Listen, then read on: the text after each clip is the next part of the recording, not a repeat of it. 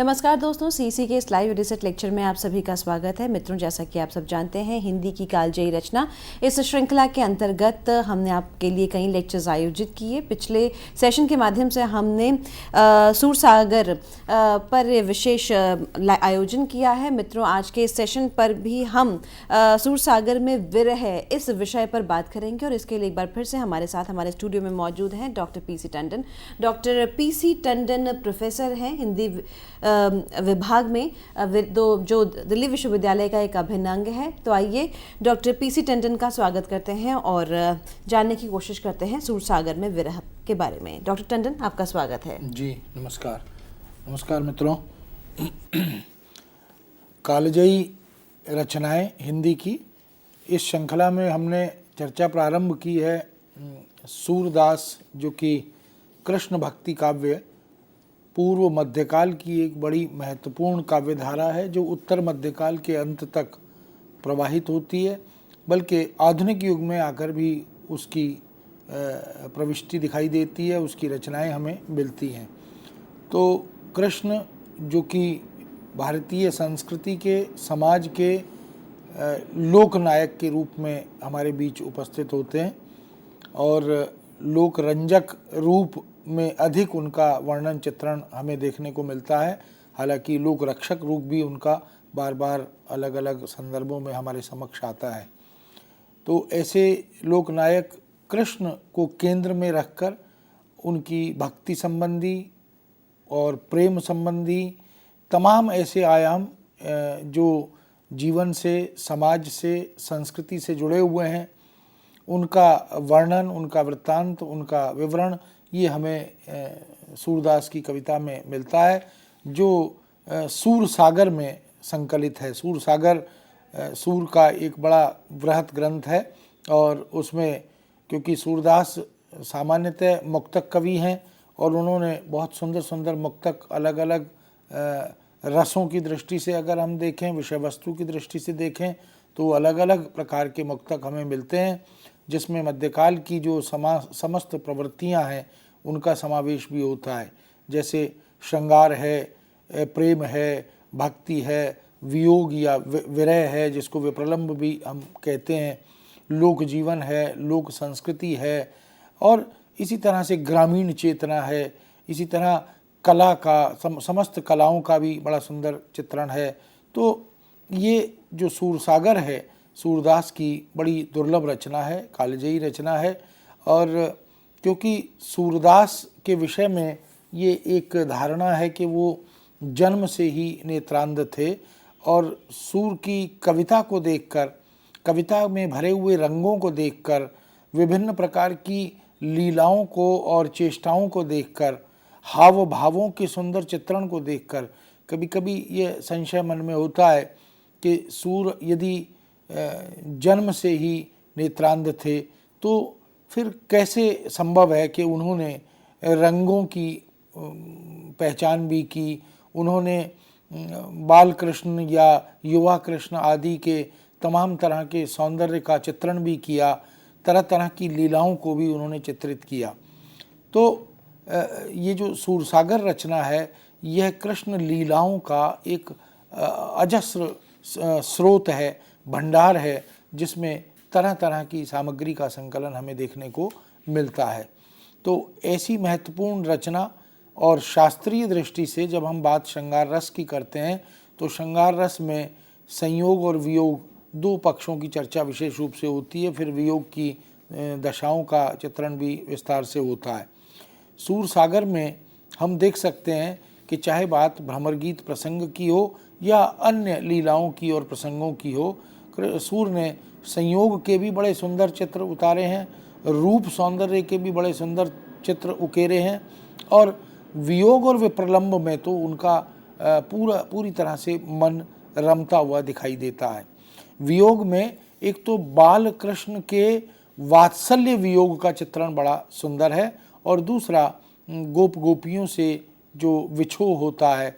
कृष्ण जब अक्रूर उन्हें मथुरा ले जाते हैं कंस के कहने पर, तो वो मथुरा जब चले जाते हैं तो गोपियों का, फिर उनके माता पिता का, उनके परिकर और परिवार के लोगों का जो विरह है, जो विछोह है, उस सब का चित्रण भ्रमर गीत में भी और सूरसागर के अन्य प्रसंगों में भी बहुत सुंदर ढंग से हमें देखने को मिलता है।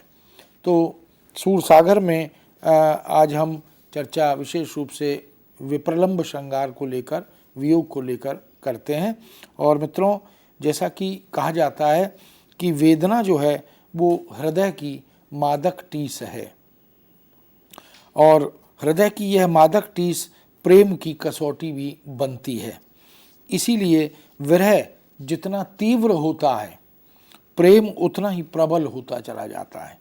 इसी विरह को दार्शनिक अर्थ में दुख या पीड़ा भी कहा जाता है। वेदना दुख के अवसाद को कम कर देती है और उसे सरस बना देती है, उसे आस्वाद युक्त बना देती है।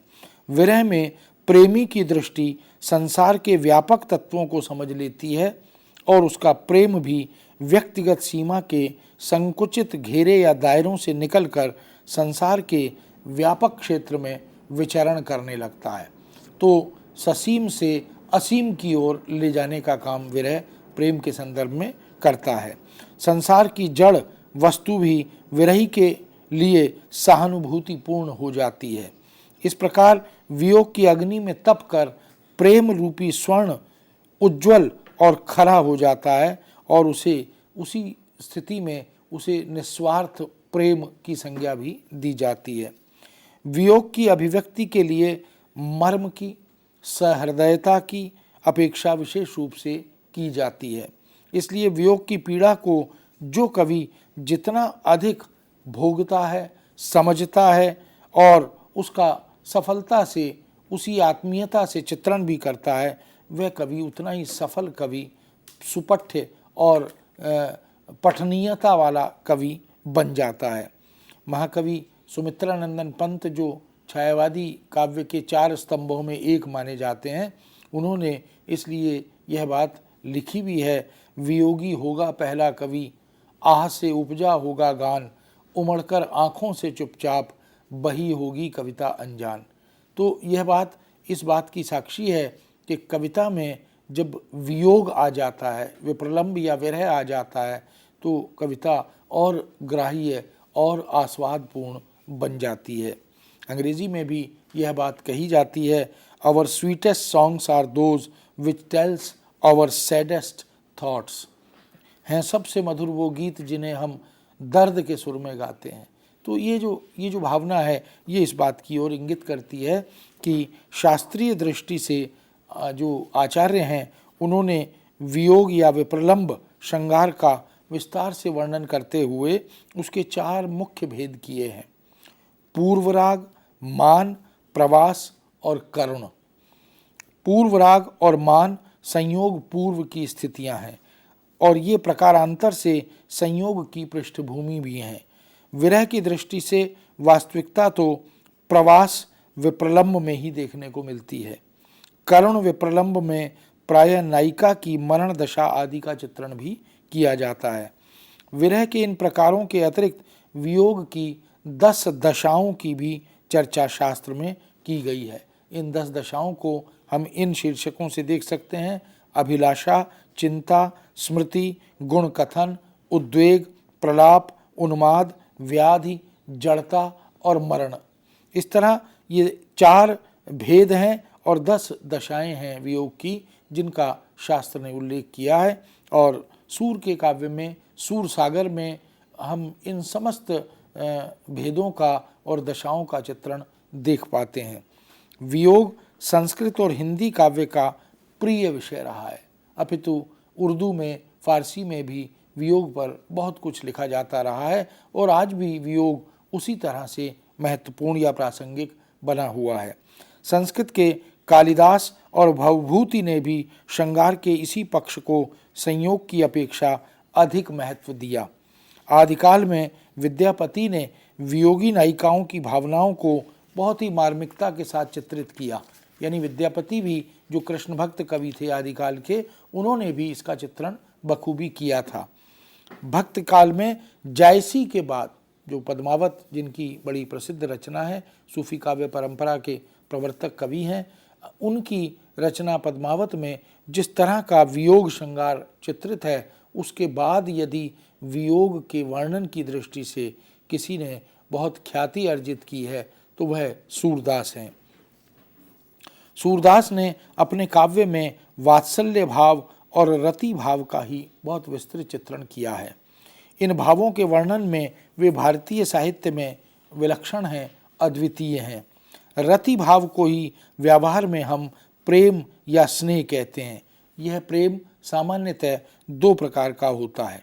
पहला आकस्मिक प्रेम और दूसरा क्रमिक या धीरे धीरे विकसित होने वाला प्रेम। दूसरे प्रकार का प्रेम बाल्यकाल से आरंभ होता है और क्रमशः बढ़ता हुआ गहन तीव्र बनता चला जाता है। यह प्रेम फिर सरलता से छूट नहीं पाता। कृष्ण के प्रति ब्रजवासियों का प्रेम भी लरिकाई को प्रेम था, लड़कपन का, बचपने का प्रेम। धीरे धीरे उस प्रेम की पुष्टि होती चली गई, वह मजबूत होता चला गया, इस तरह का प्रेम था। और वह दोनों की चेतना में इतना गहरा उतर जाता है कि उनके लिए कृष्ण का क्षणिक विरह भी अत्यंत दुखदायक बन जाता है। बात चाहे गोप गोपियों के हृदय में पल रहे प्रेम की हो या कृष्ण के चित्त में पल्लवित होते हुए प्रेम की हो, दोनों तरफ वह प्रेम धीरे धीरे और पुष्ट और मजबूत होता चला जाता है। इस रति भाव के वर्णन में कवि सूरदास ने संयोग को बहुत कम स्थान दिया है। तुलना में यदि हम विचार करें तो वियोग की तुलना में संयोग का चित्रण कम मिलता है। कह सकते हैं कि बहुत सी लीलाओं में कृष्ण की प्रकृति ही ऐसी रही है कि वे किसी भी अवस्था में ब्रजवासियों को पूर्ण आश्वस्त नहीं होने देते। उनकी प्रत्येक लीला के साथ स्वजनों के मन में वियोग का भाव धीरे धीरे पलता रहता है। बाल वर्णन के प्रसंगों में भी कवि सूरदास ने कालिया दमन, नागदमन की चर्चा हम देखते हैं। गोचारण लीला, गोवर्धन धारण आदि के अवसर पर ब्रजवासियों के मन में विरह का भय संचरित हुआ है। पनघट लीला, चीरहरण लीला, रास लीला आदि के वर्णन में भी हम इसको देख सकते हैं। इसलिए कहना अतिशयोक्तिपूर्ण नहीं होगा कि सूर के काव्य में विरह वर्णन की प्रधानता है। प्राधान्य अगर हम देखें पूरे सूर सागर में तो विरह का प्राधान्य है, संयोग या मिलन की दृष्टि में या तुलना में। ब्रज में नंद यशोदा के पुत्र रूप में समस्त ब्रजवासियों की आंखों के तारे बने हुए श्याम सलोने कृष्ण को तथा उनके भाई बलराम को मथुरा ले जाने के लिए राजा कंस के दूत बनकर अक्रूर गोकुल में पहुंचते हैं। यह समाचार पाते ही सबसे पहले घर में फिर समस्त ब्रज प्रदेश में विरह के काले बादल छा जाते हैं। कंस के द्वारा भेजे गए समाचार को अक्रूर के मुख से सुनते ही नंद यशोदा विविध प्रकार से विलाप करने लग जाते हैं। सूर ने इनका बड़ा सुंदर चित्रण अपनी पदों के माध्यम से, कविता के माध्यम से किया है। यशोदा अपना सर्वस्व देकर भी कृष्ण को रोक लेना चाहती है, परंतु अक्रूर तो कंस की आज्ञा का उल्लंघन नहीं कर सकते, इसलिए कृष्ण का मथुरा के लिए प्रस्थान होता ही है और ब्रज में विरह की महाभयानक बाढ़ सी आ जाती है। विरह की नदियाँ वहाँ बहने लगती हैं, अश्रुधाराएं बहने लगती हैं। बात चाहे गोपियों की हो, चाहे गोपों की हो, चाहे माता पिता की हो या राधा आदि की हो, अश्रु उनके अविरल गति से बहते हैं। वो अपनी सबसे प्रिय थाती, अपनी सबसे महत्वपूर्ण धरोहर कृष्ण को जब मथुरा जाते हुए देखते हैं तो उन्हें लगता है कि उनकी सारी पूंजी ही लुट गई है, अब उनके पास शेष कुछ बचा ही नहीं है। विरह की इस बाढ़ में सारा ब्रज प्रदेश डूब जाता है। अश्रुओं से जो धारा प्रवाहित होती है, ऐसा लगता है पूरा ब्रज प्रदेश उसमें डूबा चला जा रहा है। इसके ब्रज के गोप गोपियाँ, नंद यशोदा, राधा आदि पशु पक्षी, जीव जंतु, वृक्ष लताएं, यमुना आदि सब के सब इसी विरह में उदास हो जाते हैं, इसमें लीन हो जाते हैं। हम सर्वप्रथम सूर के वात्सल्य वियोग को देखते हैं, क्योंकि जो बाल कृष्ण की लीलाओं का जो सुंदर चित्रण सूर ने किया है, जिसके बारे में आचार्य रामचंद्र शुक्ल ने लिखा है कि सूरदास हिंदी के वो कवि हैं जो माँ के हृदय का कोना कोना झांक आए हैं। तो वात्सल्य का जैसा सुंदर चित्रण सूर ने किया है, वैसा हिंदी जगत में या भारतीय वाङ्मय में अन्यत्र संभवतः उपलब्ध नहीं होता। कृष्ण वियोग में केवल गोपियां ही व्याकुल नहीं हैं, अपितु नंद, यशोदा, राधा, ग्वाल, बाल सभी के सब पीड़ित हैं। गौएं भी पीड़ित हैं, पशु पक्षी भी पीड़ित हैं। कृष्ण के चले जाने से यशोदा का घर आंगन पूरी तरह सूना हो जाता है, उदास हो जाता है। उस निधनी को धन जैसे लुट जाता है और गोकुल में उसे कोई अपना ऐसा हितैषी दिखाई नहीं देता, मिल नहीं पाता जो शाम को मथुरा जाने से रोक ले, जो कृष्ण को मथुरा गमन से रोक ले और माता की जो पीड़ा है उसको कम कर दे। वह नंद से आग्रह करके कृष्ण के साथ मथुरा तक जबरदस्ती भेजती भी है और जब नंद अकेले वापस लौट आते हैं तब वह अपने आप में नहीं रह पाती और बहुत बुरा भला कहती है, नंद को बड़ा कोसने लगती है। क्यों? क्योंकि उसकी जो थाती थी, उसकी जो धरोहर थी, उसे वह मथुरा छोड़कर अकेले वापस आ जाते हैं। धिक तुम धिकिये चरण अहोपति, अद बोलत उठिधाए, सूर श्याम बिचुरन की हम पे दैन बधाई आए। अब क्या कृष्ण को छोड़कर वहाँ जब आ गए हो तो क्या उसके छोड़ के आने की सूचना हमें बधाई के रूप में देने आए हो? किस मुंह से यहाँ तुम वापस अकेले चले आए? ये जो पीड़ा है वास्तव में यह बड़ी विलक्षण पीड़ा है, जो माँ के मन में वेदना है। पुत्र को दूर मथुरा में कंस के संरक्षण में, कंस के राज्य में छोड़ आने की पीड़ा है, वह वास्तव में बड़ी कटु है। यशोदा के ये कड़वे वचन पुत्र विरहिणी माता के हृदय की गहरी व्यथा को सूचित करते हैं। मातृ हृदय का यथार्थ चित्रण करने में सूर का कोई जवाब नहीं है, कोई उदाहरण नहीं है। वो विलक्षण है, अद्वितीय है। ऐसा प्रतीत होता है मानो सूर स्वयं यशोदा के रूप में अपनी आंखों से आंसू बहा रहे हैं। यशोदा रोती हुई, बिलखती हुई नहीं दिखाई देती, लगता है वो सूर ही हैं जो कृष्ण के विछोह को सह नहीं पा रहे हैं। ऐसा आत्मीय चित्रण, ऐसा हृदयद्रावी चित्रण सूर ने किया है कि उसको पढ़कर, देखकर, उसकी कल्पना करके हृदय दहल उठता है। उनके प्रत्येक शब्द से वात्सल्य के स्रोत प्रवाहित होते हुए, प्रवहमान होते हुए दिखाई देते हैं। माता की यह कारुणिक दशा कैसी हृदय द्रावक है। हम देखें, संदेशो देवकी सो कहियों, हों तो धाये तिहारे सुत की, कृपा करत ही रहियों। कैसी अद्भुत वेदना है माँ के मन में कि हों तो धाये तिहारे सुत की, कृपा करत ही रहियों। तुम्हारे बेटे की मैं धाये हूँ, मुझ पर कृपा बनाए रखना। माता यशोदा का हृदय वियोग जन्य वात्सल्य के प्रबल वेग को सह नहीं कर पाता और वह विलाप करती हुई कटे हुए वृक्ष की भांति भूमि पर पछाड़ खाकर गिर जाती है। ये जो सादृश्य है, यह जो सूर की कल्पना है, यह जो सूर का बिंब विधान है, वो बड़ा अद्भुत है। कटे हुए पेड़ सी वह नीचे आकर गिरती है। इतना ही नहीं, वियोग वात्सल्य की हृदय द्रावक झांकी सूर ने उस समय अंकित की है जिस समय श्री कृष्ण अनेक बुलावे भेजने पर, पत्र भेजने पर, संदेशे भेजने पर भी मथुरा से गोकुल नहीं आते और माता अपने पुत्र के योग्य रुचिकर वस्तुओं का, खाद्य पदार्थों का वो नित्य प्रति सजा कर रखने का सिलसिला जारी रखती है कि शायद आज उसका पुत्र लौटेगा, आज कृष्ण लौटेंगे, और वो तरह तरह के पकवान बनाकर सजाकर थाली में उनको तैयार करके रखती है और कृष्ण की प्रतीक्षा करती है। उस समय माता के हृदय में कैसी विकट वेदना और पीड़ा होती है, कितनी टीस उठती है, उसके उद्गारों में कितना वात्सल्य उमड़ आता है और वह प्रतीक्षारत ही रह जाती है। यद्यपि मन समुझावत लोग, सूल होत नवनीत देख मेरे मोहन के मुख जोग। वह कृष्ण जिसे अपने हाथों से मक्खन खिलाती थी, आज वो कृष्ण वापस नहीं आए, उनकी प्रतीक्षा में है।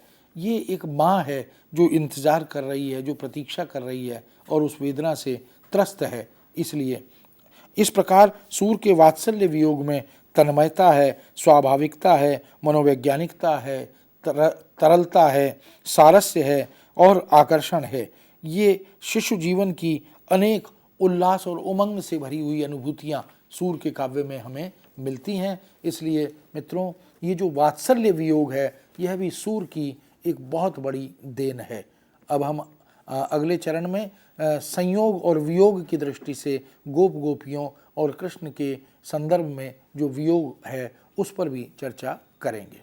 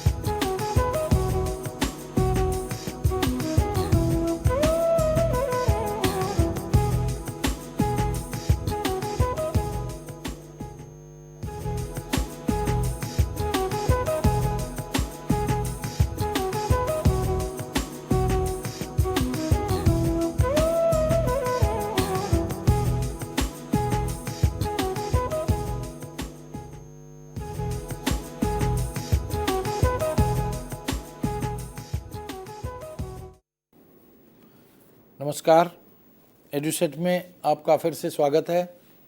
और आज हम चर्चा कर रहे हैं सूर सागर में विरह वर्णन। इस विरह वर्णन में हम कृष्ण गोप गोपियों के विरह को विशेष रूप से देखना चाहेंगे। इस विरह को सूरदास ने बहुत ही नज़दीक से, बड़ी ही बारीकी से, बहुत ही आत्मीयता से अनुभव किया है और उसका बड़ा सुंदर चित्रण किया है अपनी कविता के माध्यम से। शास्त्र ने वियोग को हम देखते हैं कि बड़े महत्व के साथ, बड़ी विशेषता के साथ उसका विवेचन किया है, उसकी चर्चा की है। उसी वियोग या विप्रलंब का सूर ने सूर सागर में और विशेष रूप से भ्रमर गीत में बहुत ही मार्मिक चित्रण किया है। यह वर्णन शास्त्रीय भी है, व्यावहारिक भी है और मनोवैज्ञानिक भी है। सूर का जो मनोविज्ञान है वो बहुत ही विलक्षण है। गोप गोपियों के मन में, कृष्ण के हृदय में, माँ के मन में, पिता के मन में विरह को, वियोग को अनुभव करने की दृष्टि से क्या क्या चलता है, इन सब का चित्रण सूर बड़े सुंदर ढंग से करते हैं। प्राचीन शास्त्रकारों ने विरह का वर्णन करते हुए उसके 4 प्रकार गिनवाए हैं: पूर्वानुराग, मान, प्रवास और करुण। सूर के काव्य में ये चारों समाविष्ट हैं।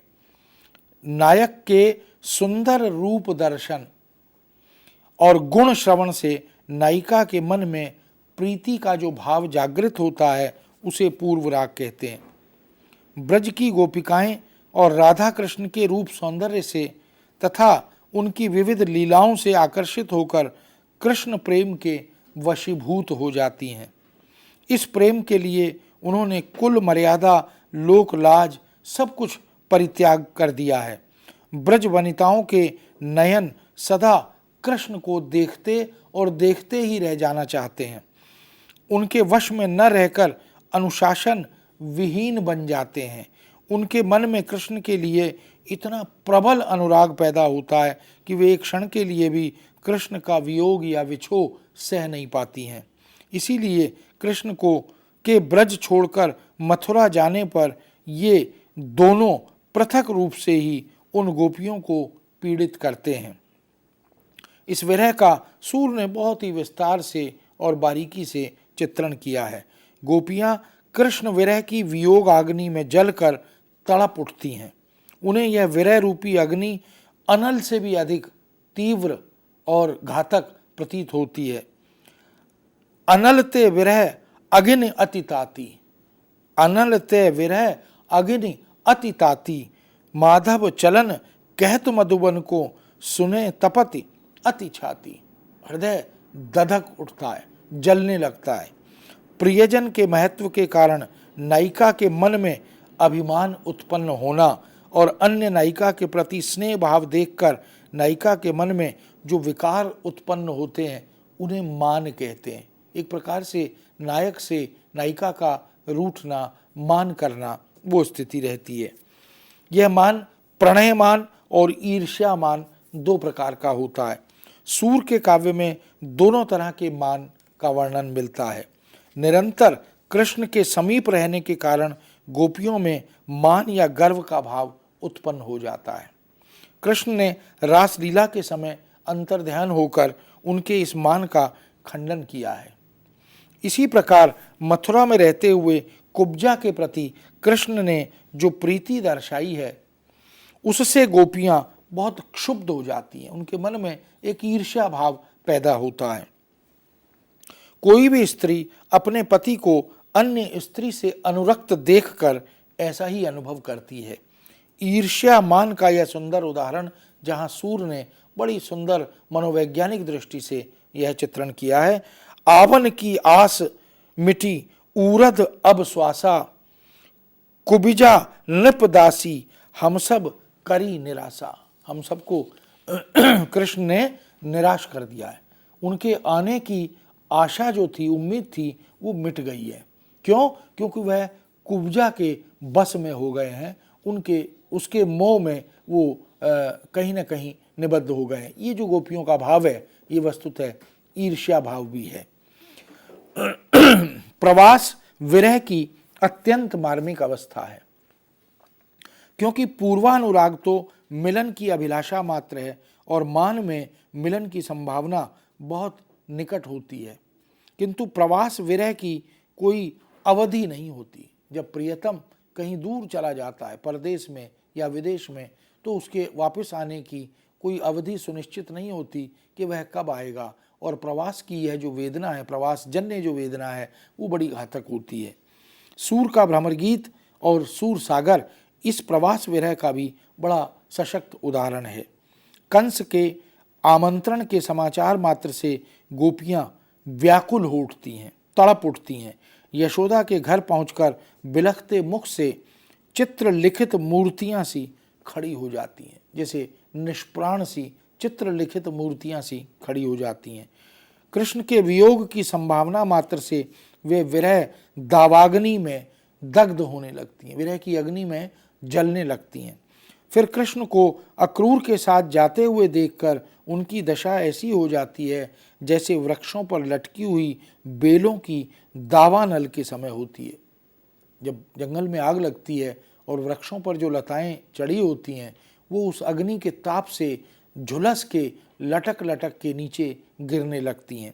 जाते हुए रथ को वो दूर तक देखती हुई अत्यंत कातर भाव से परस्पर संवाद करते हुए कहती हैं, पवन न भई पताका अंबर, भई न रथ के अंग। कितनी विडंबना है, उस रथ की पताका ही बन जाती, उस रथ का पहिया ही बन जाती तो कितना अच्छा होता। धूरी न भई चरण लपटानी, जाति ओहों लो संग।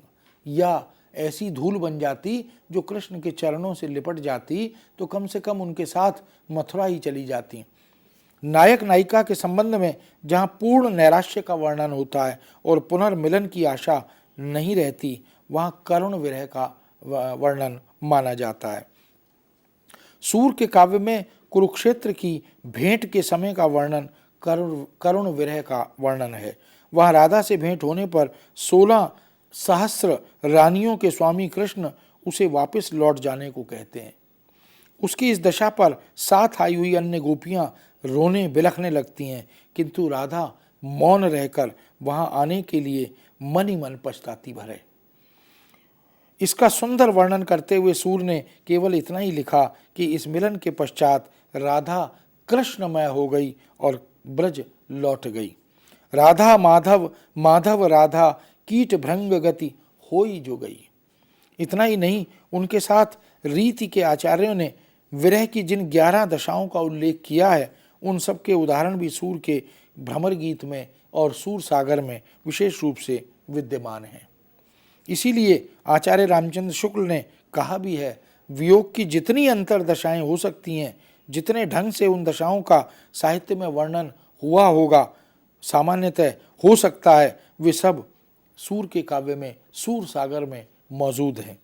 गोपियों की एकमात्र अभिलाषा यही है कि कृष्ण किसी तरह ब्रज वापस आ जाए और उनके दर्शन रूपी स्वाति बूंद के प्यासे चातक ब्रज जन फिर से जी उठें, उनमें प्राण का संचरण हो जाए। अभी वो उनके वियोग में निष्प्राण से हैं।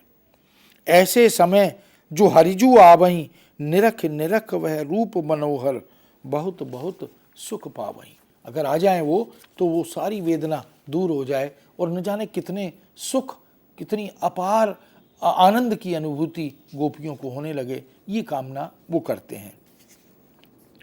कृष्ण का वियोग सामान्य विरह का द्योतक नहीं है। उसमें ब्रजभूमि और उसके बहाने समग्र भूमंडल तथा गोपियों के बहाने निखिल प्राणी, पूरे संसार के प्राणियों समूह का विरह चित्रित होता है। चिंता का सुंदर उदाहरण सूर ने सूर सागर में प्रस्तुत किया। हमको सपने हूं मैं सोच, स्वप्न में भी ये वेदना, ये चिंता बनी रहती है। ये कैसी पीड़ा है कि कृष्ण चले गए और पलटकर उन्होंने कोई खोज खबर भी नहीं ली। इधर से संदेशे जा भी रहे हैं तो उधर से कोई उत्तर लौटकर नहीं आ रहा। न कृष्ण आ रहे हैं, न उनका कोई पत्र आ रहा है, न उनका कोई संदेशा आ रहा है, न कोई संदेश वाहक आ रहा है। ये जो पीड़ा है, ये वास्तव में बड़ी त्रासद है। समस्त सुख संपत्ति मोहन के विरह में स्वप्न बन गए। कुछ अच्छा नहीं लगता। खाना पीना, सोना, उठना बैठना, अपने परिकर से, परिवार से, मित्रों से बातें करना, कुछ भी उन्हें सुहाता नहीं है। जब से शाम गए हैं, किसी को नींद नहीं आ रही।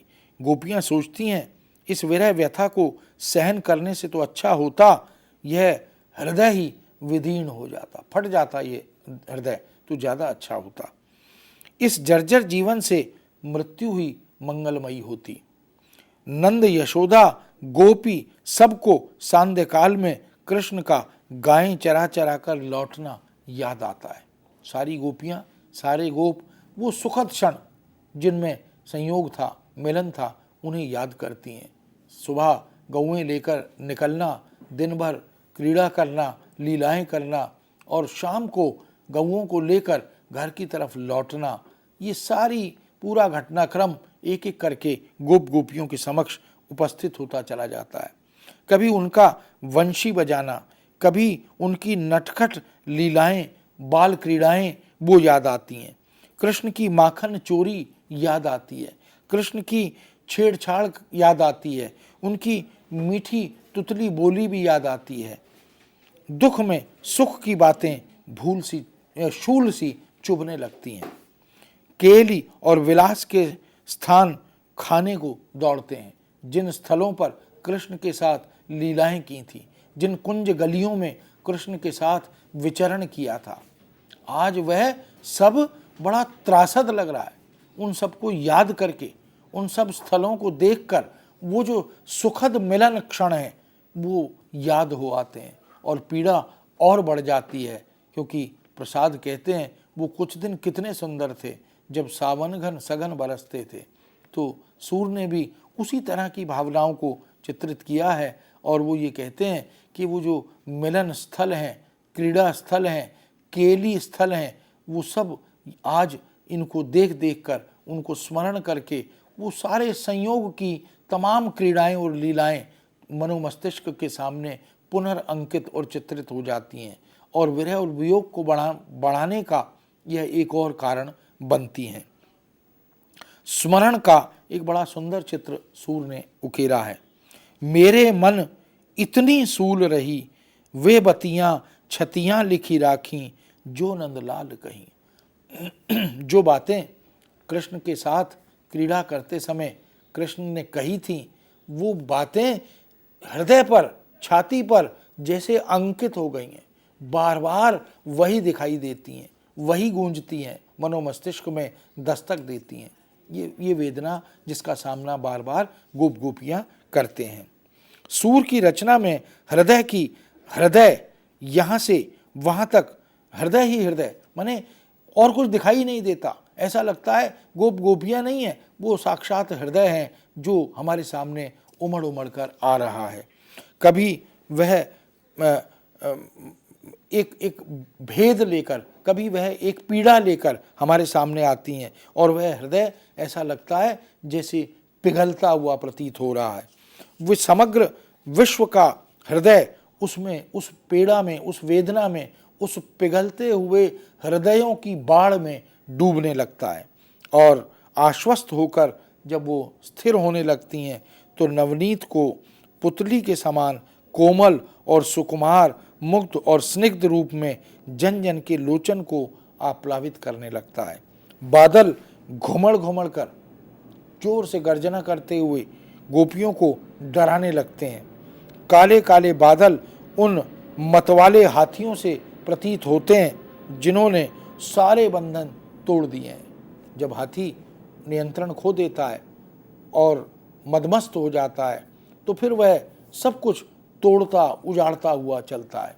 ये जो काले काले बादल गरजते हुए, बिजलियां कौंधती हुई दिखाई पड़ रही हैं और बादल ऐसे हवा की तीव्र प्रवाहमयता के साथ, गति के साथ उमड़ते चले आ रहे हैं, गोपियों को लगता है कि ये बादल नहीं है, ये मदमस्त हाथी हैं जो सारे बंधन तोड़ते हुए चले आ रहे हैं। देखियत चहुदिस ते घन घोरे, मानो मत्त मदन के हथियन, बल करी बंधन तोरे। ये जो सूर के पास जो कल्पना की सृजनात्मकता है वो है विलक्षण है। इस पद में सांग रूपक है। घोर गर्जना करते हुए बादल मदमत्त हाथी जैसे प्रतीत होते हैं। पानी का बरसना हाथियों की सूंड से मद जल का टपकना प्रतीत होता है। पवन महावत बन जाता है। बादलों में उमड़ते घुमड़ते श्वेत बगुले मानो हाथियों के बड़े बड़े दो दांत प्रतीत होते हैं। कैसा सुंदर रंगीन बिंबात्मक चित्रण सूर करते हैं। ऐसे ही दृश्यों को देखकर कभी कभी संशय होता है कि सूर कैसे जन्मांध थे, यह विश्वास हो नहीं पाता।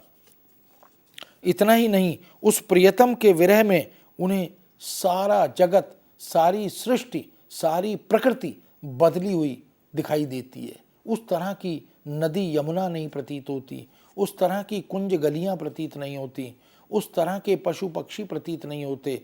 गौएं उदास हैं और पक्षी उदास हैं। यमुना प्रवहमान होना भूल गई है, गतिमान होना भूल गई है। चंद्रमा उदास दिखाई देता है। कृष्ण का विरह उन्हें सताता है और वे फिर भी गुण कथन करती हैं। कैसी प्रेम में निमग्न, प्रेम में पगी हुई गोपियां हैं, विरह से दग्ध हैं, लेकिन फिर भी कृष्ण के गुणगान से दूर नहीं रहना चाहती। एक धोस कुंजन में माई, नाना कुसुम लेई अपने कर, दिय मोही सो सुरति न जाई। एक बार बहुत सारे फूल लेकर कृष्ण ने गोपी को हाथ में दिए तो कहती है कि वो स्मृति मुझसे विस्मृत नहीं हो रही, मैं उसे भुला नहीं पा रही, उस घटनाक्रम को, उस पूर्व स्मृति को। इतने में घन गरज वृष्टि करी, तनु भीजो मोह भई जुड़ाई, कंपत देख उठाई पीत पट, ले करुणा में कंठ लगाई। वह जो संयोग की, मिलन की, हृदय से लगाने की बड़ी विलक्षण वेला थी, वह वेला विस्मृत नहीं हो रही, भुलाए भूल नहीं पा रही। इसीलिए स्मृतिजन्य यह जो वेदना है, स्मृतियों के सुखद संयोग की स्मृतियों के कारण जो वेदना हो रही है, वो और अधिक पीड़ा देने वाली, कष्ट देने वाली प्रतीत होती है। वर्षा ऋतु में कभी कभी बादल हट भी जाते हैं, चंद्रमा की ज्योत्सना प्रकट भी हो जाती है, लेकिन गोपियाँ समझती हैं वह रात्रि नहीं है, वह तो कोई काली नागिन है जो उन्हें डसने के लिए आ रही है। वह काट कर उल्टी हो गई है। ये भी परिकल्पना सूर की बड़ी विलक्षण परिकल्पना है, क्योंकि सूर ने जिस तरह के बिंब बनाए हैं वह वास्तव में बड़े विश्वसनीय बिंब हैं। पिया बिन नागिन कारी रात, अगर प्रियतम नहीं है तो ये काली घोर भयावह रात्रि जो है ये नागिन की तरह, सर्पिणी की तरह लगती है जो डसने के लिए तैयार बैठी है। रात्रि नागिन है, कुंज बैरी हो गए हैं, कुंज गलियां जहां मिलते थे कभी वो शत्रु बन गए, वो वैरी हो गए, क्योंकि वो काटने को दौड़ते हैं।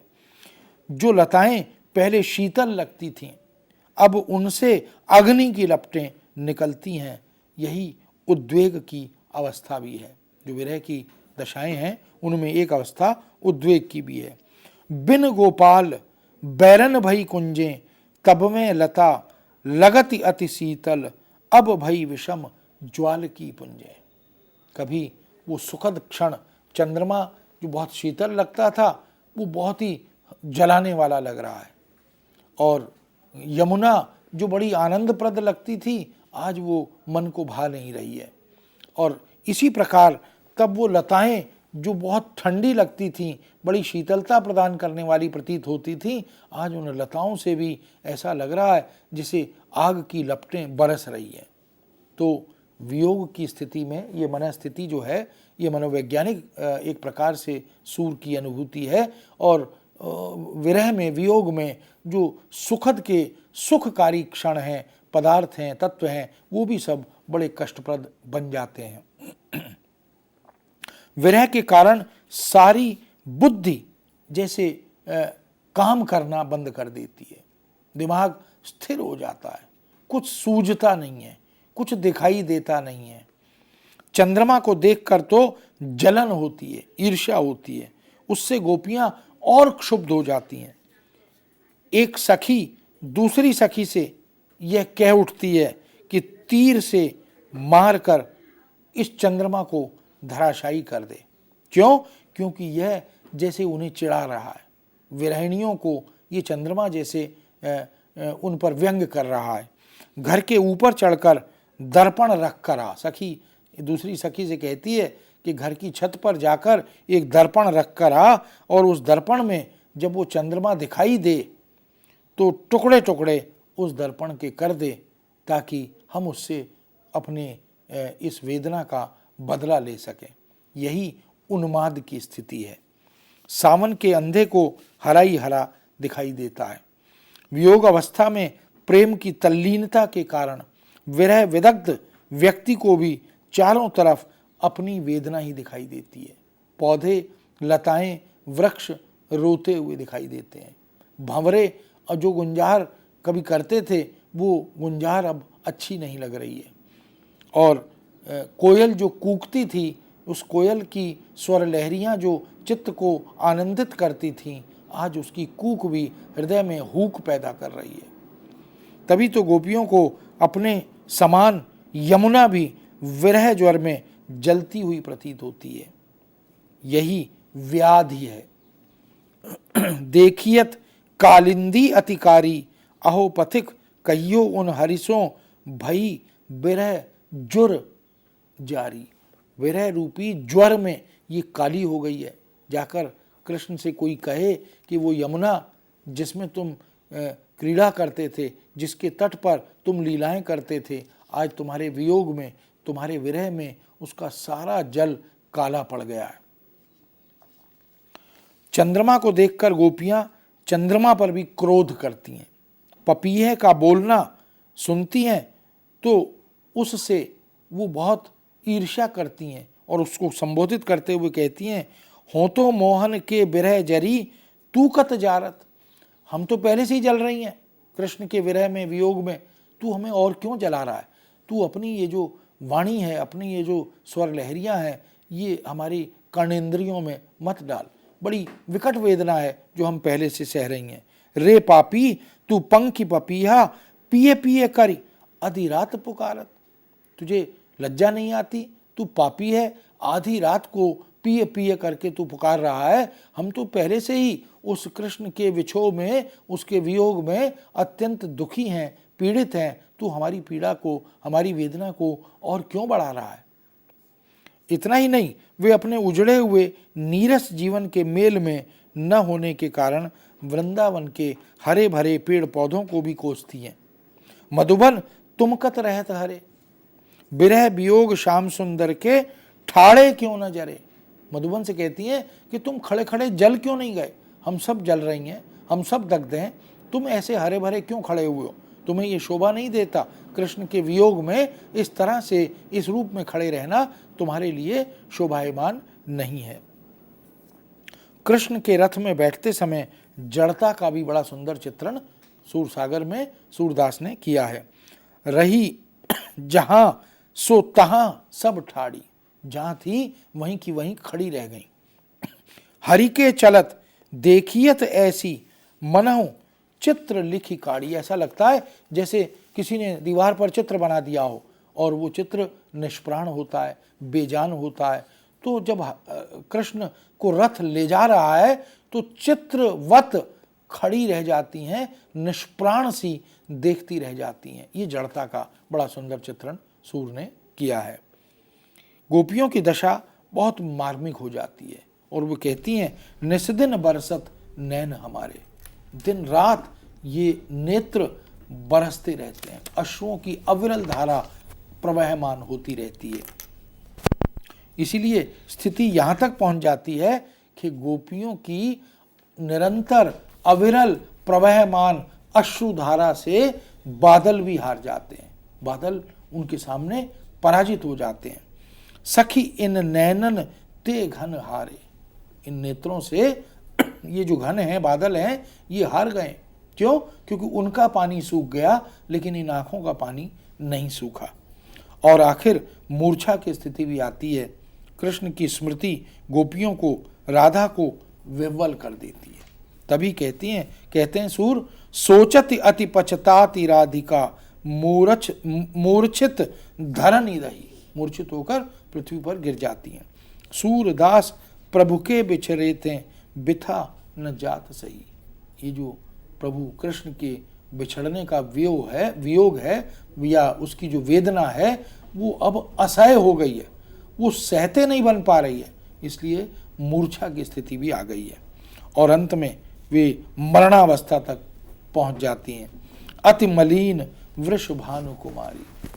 वृषभानु जो राधा के पिता थे, उनकी जो पुत्री है राधा, वो बहुत ही मलिन हो गई है, बड़ी कमज़ोर हो गई है, कृशकाय हो गई है, खाना पीना, सोना, उठना, बैठना सब भूल गई है।